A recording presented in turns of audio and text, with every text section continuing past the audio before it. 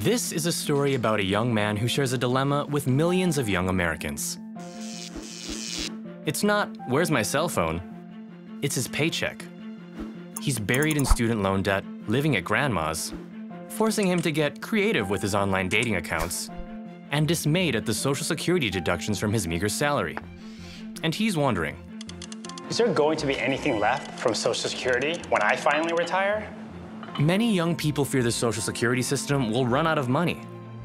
In fact, half of all millennials believe Social Security will have dried up by the time they retire.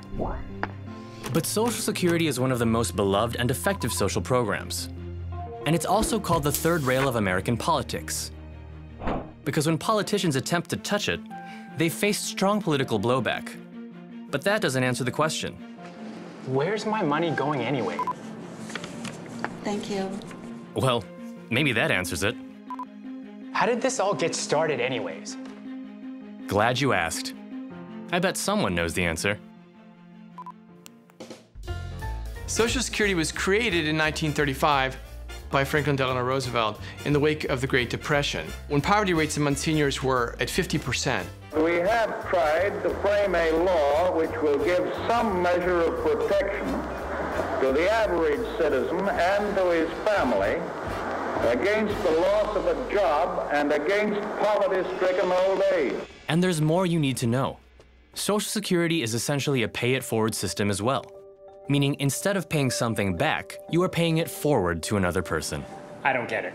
I don't get it. Consider this. Holding doors for your elders is really important, right? They deserve it. They've been through a lot. Well, paying Social Security is holding the retirement door open for them. And it will all come around.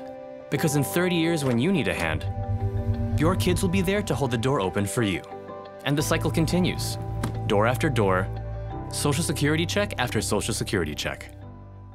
But that doesn't mean the Social Security system doesn't change. In 1983, the Social Security system was facing an imminent shortfall. To address that shortfall, a series of reforms were introduced. As a result, the system has accumulated $2.8 trillion in reserves that the baby boomers have paid into Social Security in order to fund their own retirement. So what's the problem?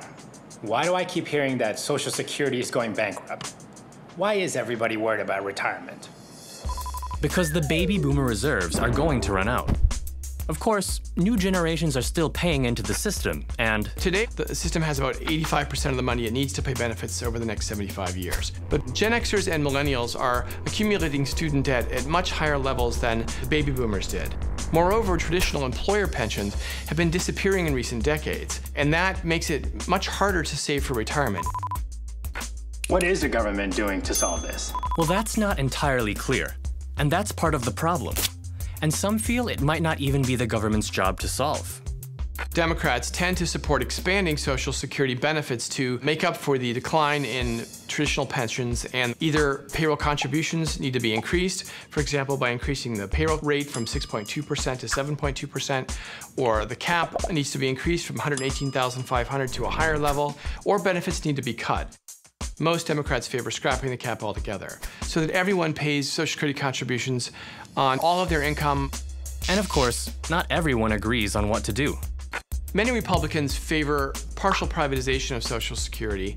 In other words, taking a portion of your contributions and putting them into private accounts so that individuals can invest that money and have control over their retirement savings. I know, that's a lot to take in. But it seems that both sides at least agree that something needs to be done. So after learning all of this, what's our takeaway? What would I tell my younger self? There's no need to panic. If we make smart decisions and implement some of these reforms, we can ensure that Social Security will survive for generations.